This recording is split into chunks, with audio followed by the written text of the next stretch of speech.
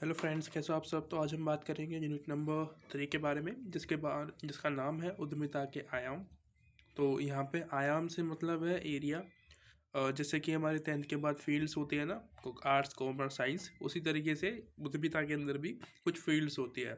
ठीक है, उसी के बारे में यहाँ पे बात करने वाले हैं। तो सबसे पहला भूमिका में आपको मिलेगा इंट्रोडक्शन, मतलब इसमें मिलेगा आपको कुछ ग्रामीण। इनको मैं डिलीट करता हूँ पहले, फिर आपको दिखाता हूँ हाईलाइट करके। पहला हो गया ग्रामीण उद्यमी। इनके बारे में सब में बात करेंगे हम आराम से, कोई दिक्कत नहीं है। पहले सुन लो कि कौन कौन से होते हैं, उसके बाद हम आगे बात करेंगे इनके बारे में डिटेल में। ठीक है, सबसे पहला बात देखा हमने कि ग्रामीण उद्यमिता होता है एक होता है महिला उद्यमिता, और होता है सामाजिक उद्यमिता, और पारिस्थितिक केंद्र उद्यमिता, सांस्कृतिक उद्यमिता, तकनीकी विरासत और अंतर्राष्ट्रीय उद्यमिता। तो ये लगभग 7 है शायद, 1 2 3 4 5 6 7, हाँ ये 7 होंगे। तो ये 7 फील्ड्स हो सकती है, इसके अलावा भी और हो सकते हैं, पर हमने इन्हीं के बारे में बात करनी है। ये काफ़ी होंगे एग्ज़ाम के पॉइंट ऑफ व्यू से। ठीक है, उसके बाद सबसे पहला टॉपिक हमारा आता था, हमने देखा था ग्रामीण उद्यमिता के बारे में। तो ये सबसे पहला टॉपिक आ रहा है आपका। इसमें ये आपको बताएगा कि जो गांव में लोग होते हैं, गांव में जो उद्यमी बनते हैं, उनको हम ग्रामीण उद्यमिता कहते हैं। या फिर आप गांव में जाके काम करते हो गांव के लोगों के लिए, तो उसको हम ग्रामीण उद्यमी के अंदर गिनते हैं। उसके अलावा ये क्या करता है कि गांव के लोगों की जो समस्याएं हैं उनके अकॉर्डिंग काम करता है। ठीक है, बेसिकली हम प्रोडक्ट्स बनाते हैं, जैसे कि कंपनियां होती हैं, बिजनेस करते हैं लोग, व्यापार करते हैं। उसी तरीके से ये भी लोगों की समस्याओं को हल करने के लिए वहाँ पे काम करते हैं, और कुछ टेक्नोलॉजी का यूज़ करके अच्छी अच्छी टेक्नोलॉजी लेके आते हैं, जिससे कि खेती बाड़ी भी आसान हो जाए और लोगों को रोज़गार भी मिल जाए। ठीक है, मतलब कि बहुत सारे फ़ायदे होते हैं इसके अपने अलग अलग। तो बेसिकली क्या होता है, जैसे कि लोग गांव के क्या होते हैं, मौसमी पलायन करते हैं। जैसे कि कुछ मौसम में तो खेती होती है, रबी की फसल हो गई तो उस समय में जो है वो वहाँ पे रुक जाएंगे 6 महीने के लिए। उसके बाद फिर खरीफ की फसल होगी तो तब रुक जाते हैं। उसके बाद वो फिर शहरों में आते हैं काम करने के लिए। तो उसको रोकने के लिए ये बहुत अच्छा एक उपाय हो सकता है ग्रामीण उद्यमिता। ठीक है, इसमें बेसिकली ये फ़ायदा होता है कि जो युवा होते हैं वहाँ के, उनको भी फ़ायदा, उनको भी मतलब कि काम मिल जाता है वहाँ पे सीखने के लिए और करने के लिए। बहुत सारी मतलब फील्ड्स होती है, फ्यूचर अच्छा हो जाता है उन लोगों का, क्योंकि जब कोई स्टार्टअप खुलता है तो बहुत सारे फ़ायदे होते हैं। ऐसे ही गांव में भी हमको देखने को मिलता है कि भाई जो लाइन होता है वो रुक जाएगा, और वहाँ के जो युवा हैं उनको जो रोज़गार मिलेगा तो और फ़ायदा है ना।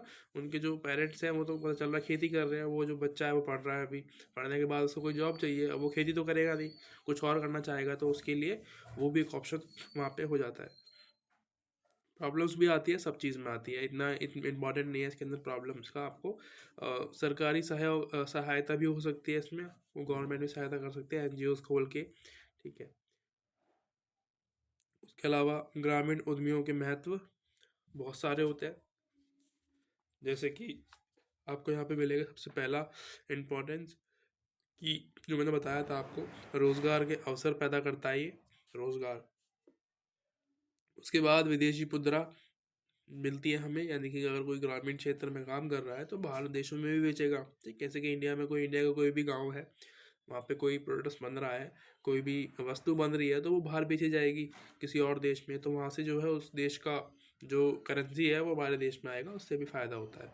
ठीक है, उसके बाद जो युवा होते हैं उनका भी विकास होता है। 30 नंबर पे बेहतर जीवन स्तर, यानी कि जो लोगों की लाइफ स्टाइल होती है वो भी अच्छी हो जाती है ना, पैसा आता है तो वो भी अच्छी होने लगती है, कपड़े पहनने का तरीका, घर पे साफ़ सफाई रखते हैं, काम करते हैं, है ना। तो मतलब खुशियाँ रहती है, पैसा है तो खुशी है। संतुलित क्षेत्र विकास होता है उस क्षेत्र का, है ना। लोगों के पास मतलब पैसा होगा, बाकी गवर्नमेंट के पास पैसा आएगा तो क्षेत्र का विकास भी होगा, सड़कें भी अच्छी हो जाएंगी वहाँ पे। ठीक है, फैक्ट्रीज भी लगेंगी बड़ी बड़ी और बात पे आके। इसके अलावा लोग टेक्नोलॉजी में अच्छे होने लगेंगे धीरे धीरे करके, तो ये क्या है, बहुत सारी चीज़ें उसमें हो सकती है। और सबसे इम्पोर्टेंट कि पलायन जो होता है वो रुक जाएगा। ठीक है, पलायन रुकने से क्या फ़ायदा होता है, पलायन से यहाँ पे मतलब है कि जो लोग गाँव से शहरों की तरफ आते हैं ना काम की तलाश में, उसको रोकना। पलायन से फ़ायदा बहुत सारे होते हैं, कि जो शहरों की तरफ से जो लोग आते हैं उनका जो दबाव है शहर में बहुत ज़्यादा हो जाता है, इसकी वजह से जो अराजकता होती है ना वो फैल जाती है। मतलब कि उनको काम तो मिल नहीं पाता है, उल्टा वो वहाँ पे बंधुआ मजदूरी वगैरह बन के रह जाते हैं। मतलब उनकी जो स्थिति होती है वो गाँव से भी बहुत ज़्यादा बेकार हो जाती है शहरों में आके। बस एक नाम होता है कि वो शहर में गया है, उसके अलावा और कुछ नहीं होता। ठीक है। इसके अलावा एक होता है महिला उद्यमी। यहाँ पे आपको एक आंकड़ा दिख रहा होगा, लगभग 48% जो आबादी है देश में महिलाओं की है। यानी कि अगर 50% ले, 50% पुरुष और महिला का आधा आधा हिस्सा ले, तो महिलाओं की संख्या कम है डेफिनेटली। ठीक है, 2% के आसपास में कम होगी यहाँ पे। अभी ये पुराना आंकड़ा होगा, अभी नया का नहीं आया है शायद। ठीक है, तो यहाँ पे ये भी है, बता रहा है कि जो महिलाएं उद्यमी है उनको भी हमें बढ़ावा देना चाहिए, जिससे कि उनका जो है एक तरीके से उनको प्रोत्साहन मिले। ठीक है, महिलाओं के उत्थान के लिए, उनकी प्रोग्रेस के लिए, उनकी आने वाले कल के लिए हम कुछ सोचें और अच्छा करें। बहुत सारी गवर्नमेंट कर रही है, अभी भी बहुत सारे काम कर रही है गवर्नमेंट, बहुत सारे मतलब नई नई चीज़ चलाती है। पर अभी भी लगता है कि नहीं, अभी भी और होना चाहिए उनके लिए। फॉर स्पेशली गांव के जो महिलाएं होती हैं, जो विलेज के महिला होती हैं, उनको अभी बहुत सारी दिक्कतें हैं, स्कूल नहीं जा पाती है कुछ लड़कियां, छोटे बच्चे जो होते हैं, फीमेल्स की बात कर रहा हूँ, कुछ प्रॉब्लम्स की वजह से कि वहाँ पे जो फैसिलिटीज़ अच्छी नहीं है स्कूल्स में, टीचर अच्छे नहीं हो सकते हैं शायद, या फिर वहाँ पे जो है सड़क अच्छी नहीं है। तो ये बहुत सारे रीजंस हो सकते हैं। ठीक है, इसलिए जो है महिलाओं को भी उद्यमी बनाना चाहिए। उनके लिए भी गवर्नमेंट को कुछ आगे आके काम करना पड़ेगा। ठीक है, ये काम गवर्नमेंट का होता है। ठीक है, हम एक एनजीओ खोल सकते हैं, हम बहुत सारे मतलब स्कूल्स खोल सकते हैं, उससे फ़ायदा नहीं होगा। खोल तो लेंगे लेकिन उनके आएगा भी तो कौन? ठीक है, आना भी तो चाहिए ना कुछ। कोई मतलब फीमेल्स जो है, लड़कियां आनी भी तो चाहिए वहाँ पे। अब आएंगी नहीं तो कैसा काम चलेगा? क्योंकि वो बताएंगे कि भाई हमारे यहाँ सड़कें अच्छी नहीं है, हमारे यहाँ तो ट्रांसपोर्ट अच्छा नहीं है, हमको गाड़ी नहीं मिलती आने के लिए, है ना, बसेस नहीं आती वहाँ पे। बहुत सारी प्रॉब्लम्स हो सकती है।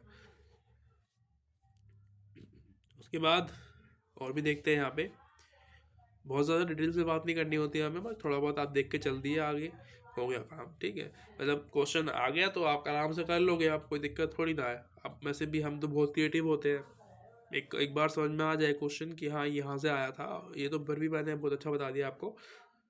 अब आप लोग तो उससे भी ज़्यादा जो है बिना पढ़े भी काफ़ी सारी चीज़ें कर सकते हो, कर लेते हो एग्जाम्स में, है ना। छोटी सी हिंट मिल गई, उसी में पता चल रहा है, एक राम कथा बना दी आपने।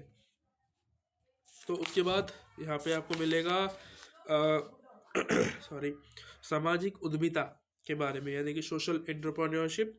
इसमें क्या होता है, समाज के जो अर्थव्यवस्था होती है और जो परिवर्तन जो होते हैं, जो बदलाव आ रहे होते हैं समाज के अंदर, उसके लिए सामाजिक उद्यमिता बहुत इम्पोर्टेंट होता है।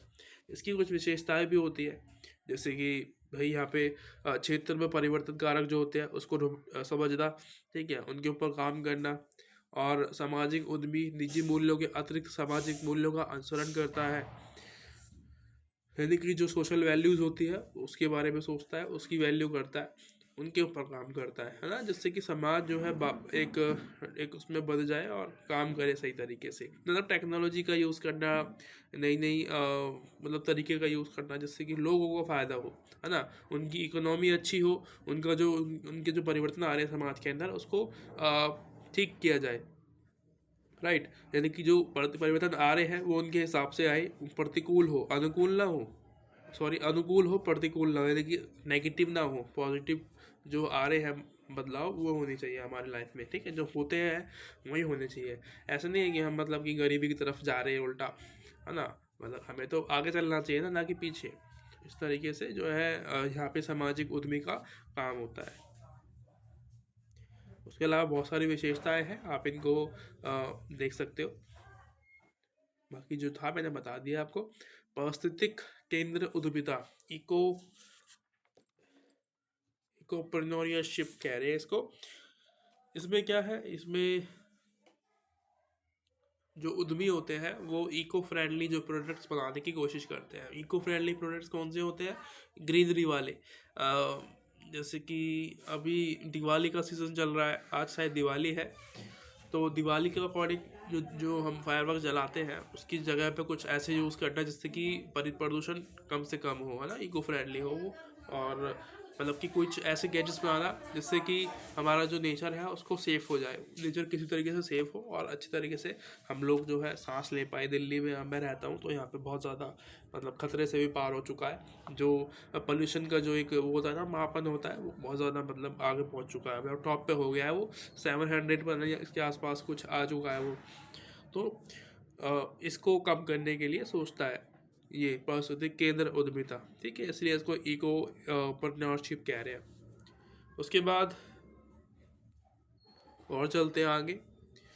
मैंने बस आपको एक इसके बारे में हिंट देना था कि भाई ऐसे ऐसे होता है, इसके बारे में बताना था, डिटेल में नहीं बताना था, बस ऐसे ही एक ओवरव्यू, ताकि आपको एक चीज़ समझ में आ जाए कि अच्छा इसको ऐसा बचना है ना। बताइए, हमें पता क्या होता है, दिक्कत ये होती है कि टीचर ऐसे मिलते हैं जो समझा नहीं पाते कॉन्सेप्ट, वो बहुत ज़्यादा गहराई में लेके जाते हैं आपको शुरू शुरू में ही। पहले आपको एक ओवरव्यू पता होना चाहिए ना, ये आपने जो बचपन से पढ़ते हुए आ रहे हो वो आपको एक बार रिवाइज हो जाए तो आप एडवांस भी पढ़ लेते हो, है ना। अगर वो ही नहीं आएगा आपको तो एडवांस कहाँ समझ में आएगा, सोचने वाली बात है ना। सॉरी, मुझे खांसी जुकाम है बहुत ज़्यादा, फिर भी मैं आपके लिए वीडियो बना रहा हूँ। तो इसी बात पे एक लाइक कमेंट कर देना, ठीक है। जैसा भी वीडियो लगे, अच्छा लगे बुरा लगे, कमेंट का मतलब होता है कमेंट करना, ठीक है। जो आपके विचार है वो आप शेयर कर सकते हो, पर गाली वाली मत देना, ठीक है, वो अच्छी बात नहीं है। आप अपने विचार शेयर कर सकते हो कि नहीं गलत किया है आपने, अच्छा हो सकता था और भी ज़्यादा, इस तरीके से। पहले भी वीडियो बनाई थी मैंने इस पर, तो बहुत सारे स्टूडेंट्स ने कमेंट किया था कि नहीं अच्छी नहीं बनी वीडियो, और अच्छी हो सकती है, तो मैं दोबारा बना रहा हूँ इसीलिए ये वाली वीडियो।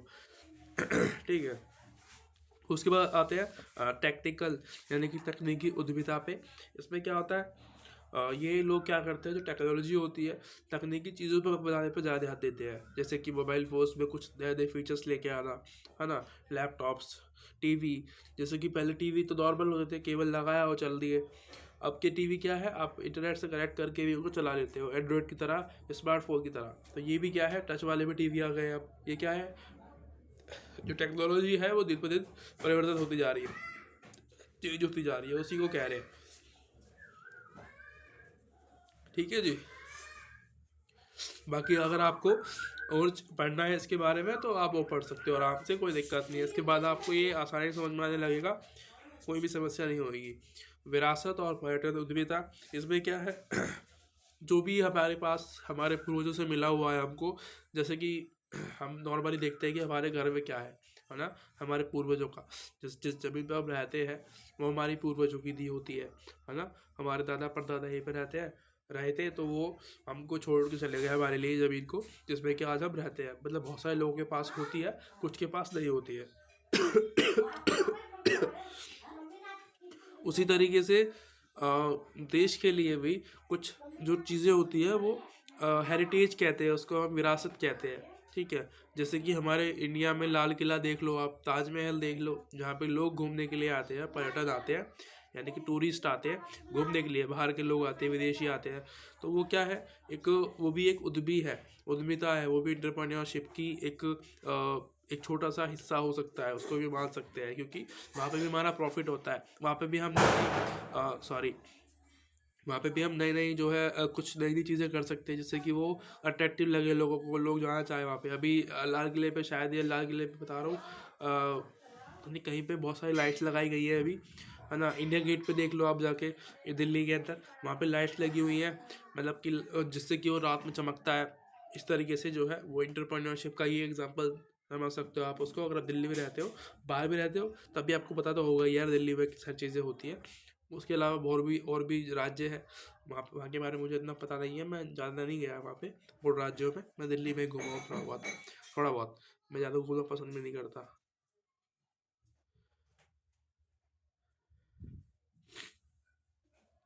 उसके बाद ये वाला शायद लास्ट होगा हमारा, यहाँ पे आपको बताएगा कि अंतर्राष्ट्रीय उद्यमिता क्या होता है। तो अंतर्राष्ट्रीय उद्यमिता वो उद्यमिता होता है जिसमें कि एक उद्यमी जो है, यानी कि जो एक एंटरप्रेन्योर, वो देश से बाहर जाके काम करता है, ठीक है। ये सॉरी यार, ये पटाखे वटाखे चल रहे हैं, ये हम नहीं जला रहे, बाहर पड़ोसी वगैरह लोग हैं। आप रोक सकते हैं ना किसी को आप कि भाई पोल्यूशन हो रहा है, क्या कर सकते हैं, है ना। तो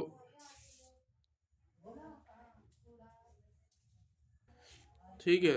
तो ये वही बता रहा है कि जो अंतर्राष्ट्रीय उद्यमिता होता है, एंटरप्रेन्योरशिप होती है इंटरनेशनल, उसका मतलब होता है कि आप कभी किसी और देश में जाके जो काम करते हो वहाँ का पैसा अपने देश में लेके आते हो, उसको कहते हैं। ठीक है, बहुत सारे फ़ायदे होते हैं इसके भी, आप पढ़ सकते हो।